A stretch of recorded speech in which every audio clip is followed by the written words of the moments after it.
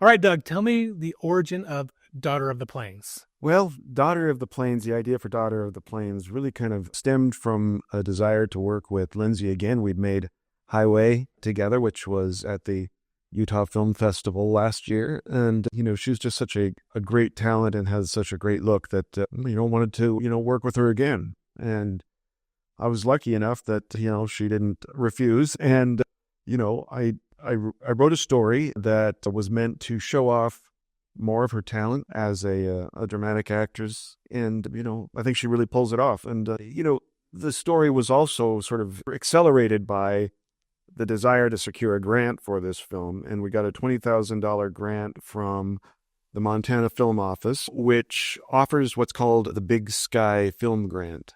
And they do this both for features and for short films. And for short films, you can secure up to $50,000. And you've got a better chance of, getting the grant if you shoot in a rural location outside of the one of the main cities there in Montana. And so we chose a place that was 40 miles from the Canadian border in what's called the Highline area of Montana. And the town is called Malta. It's in Phillips County. And it is a small town, a very charming small town. And so the two of these things came together. I wanted to write something new for Lindsay, and I wanted to have something that would involve a small town. And so came up with this idea that if Lindsay were an A-list movie star, she might have a secret, and maybe that secret involved something in her small town that she left 20 years before, and before she became a huge star, winning all kinds of acting awards. And that was the origin of the story. Taking a whole crew from Utah and taking them to another state had to have had some logistical challenges. What was that like, and how did you overcome those? Well, the really big challenge of all of that was that the $20,000 for the Big Sky Film Grant could only be used for Montana crew and businesses. So, we hired as many people as we could actually from the local area, but we still brought four of our actors actually, and, our DP, our first assistant cameraman, our wardrobe, they all came from, and our producer, they all came from, here in Utah. So the big challenge has been raising money to pay them, right? We got all the Montana stuff taken care of, and we used all of that $20,000, to pay for Montana stuff, and sourced our equipment in Montana and those kinds of things, used it to pay for hotels and meals, and, which is exactly what it's for. But it's very hard, as you probably know, to raise money for short films. And so it's been a real challenge and the process is continuing and ongoing to raise money to pay the Utah crew. We are dealing with a short film because there's not a whole lot of commercial opportunities that usually lead from that. There has to be another reason why you're making the short film, other than getting the grants and other than working with Lindsay. What was the driving force of wanting to tell this specific story for you? Well, I think drama is an underrated genre, but I think it's, at least for me, it's the easiest genre to work in. I don't know. I guess it's just really easy to make up people's problems and run them through the ringer, and you don't have to be incredibly clever to do it. I'd say there's some clever stuff going on here in this story, but, a drama is something that is relatively easy to generate. And as a result of that, I was able to write it quickly in order to meet the deadline for the grant. If I had my druthers, I'd probably be writing an action film or a noir or something like that.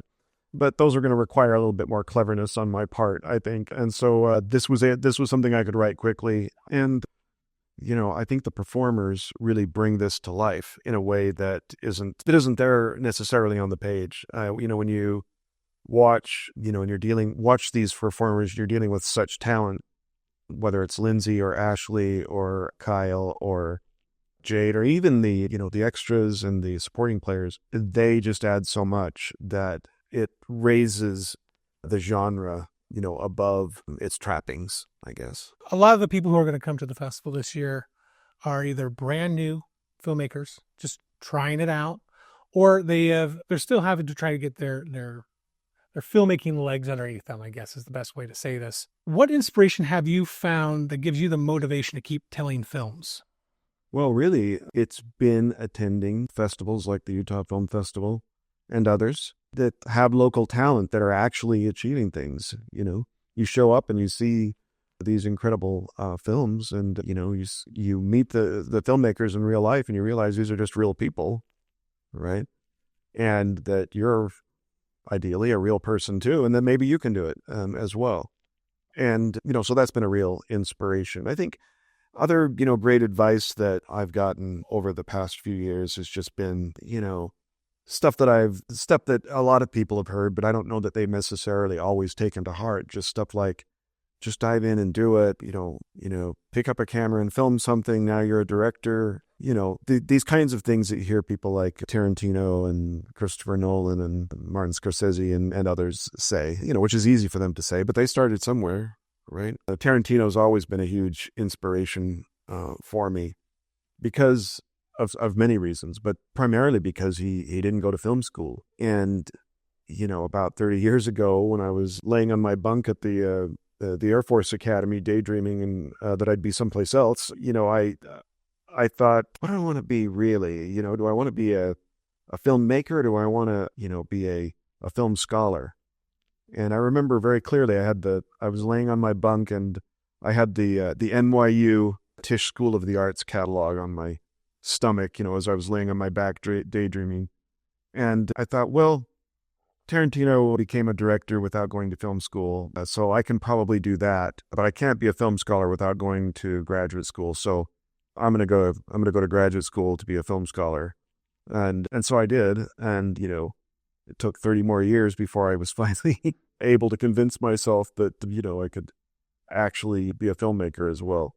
And now 2 films under your belt. Do you feel like a filmmaker now? Well, the dirty secret is that, I just hire everyone to do everything. That's the dirty secret of any degree of success I can be said to have had is, you find the people that can do it and, you let them loose. I call myself a filmmaker, and I consider myself to be a filmmaker. I think I'd be more reluctant to call myself a director. I don't have a problem calling myself a writer, but, I take on the title of director because I want control over what happens with what I've written. Right. But I defer as often as I can to the expertise of others, which is something else that I learned while I was in the Air Force, that, the expertise of others is invaluable. I have the vision, right? But I don't have the skill set, to make all this happen. So I just hire a bunch of geniuses, and which is something I heard from David Mamet, right? I remember he was being interviewed about, his film Oleana, and they said, "How did you do it?" And he says, "Well, I hired a genius cinematographer, and, that's what I did." I hired the right people to make the right project. Yeah. Yeah. That's the secret, because they're the ones who really understand what to do and how to do it. And I'm just the one that has the vision and makes any decisions they can't make on their own because they don't have the vision. So I'm very humbled by people like, our cinematographer and people like our first assistant cameraman and our producer and, and then our actors, because these are professionals that all know exactly what they're doing. And I rely on that to create what we've done. And I'm very proud of these 2 projects. And we've got Daughter of the Plains is playing during the festival, which is happening between January 7th and January 11th. We got a lot of world premieres that are happening, a lot of locals, but we also have some people out of state and even out of country joining us. I think it'll be really neat to see what happens when everyone's able to come together. One of the things that I love the most about festivals personally is a chance to build those relationships and make that next film. Do you already have that next film in mind that you're looking to do? Mm-hmm. Yeah, I've got 3 projects actually. One finished script that a producer is looking at right now. It's another drama that I've co-written with a friend of mine, and then we've got 2 more that are in development right now. And, we'll see. Hopefully, things are going to happen. And I'm anxious to make this jump to features because maybe naively, I believe that it might be easier to raise money for a feature than it is to raise for a short film. I think you're right, actually. And although I love the short film format, I have to say, really one of my favorite parts about any festival is seeing what other people have done and meeting other people. Because as proud as, I may be of what we've accomplished, there's just so much other great stuff out there that people have done that it's always humbling to, see that stuff and to talk to those filmmakers and be inspired by them, as I said earlier.